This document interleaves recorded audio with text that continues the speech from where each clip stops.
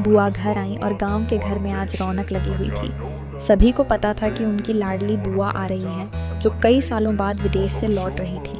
माँ ने सुबह से ही बुआ की पसंद के पकवान बनाने शुरू कर दिए, जिससे पूरे घर में खुशबू फैल गई थी। शाम को जब बुआ घर पहुंची तो सभी भागकर उनसे मिलने गए और बुआ ने सभी को गले लगाया। बच्चे बहुत खुश थे क्योंकि उनकी बुआ हमेशा उनके लिए तोहफे लेकर आती थी और इस बार भी बुआ ने सबके लिए बहुत कुछ लाया।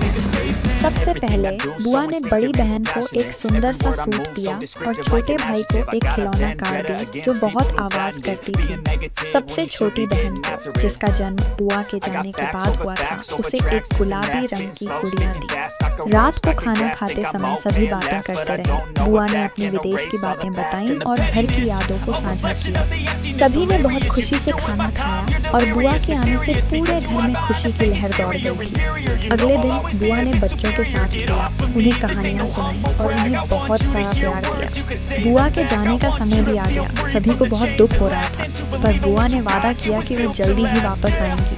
बुआ को घर से भेजते समय सभी की आंखों में आंसू थे, पर दिल में उन्हें दोबारा मिलने की उम्मीद भी थी। इस तरह बुआ की यादों से भरी हुई एक छोटी सी कहानी खत्म हो गई, जो हमेशा हमारे दिलों में रहेगी।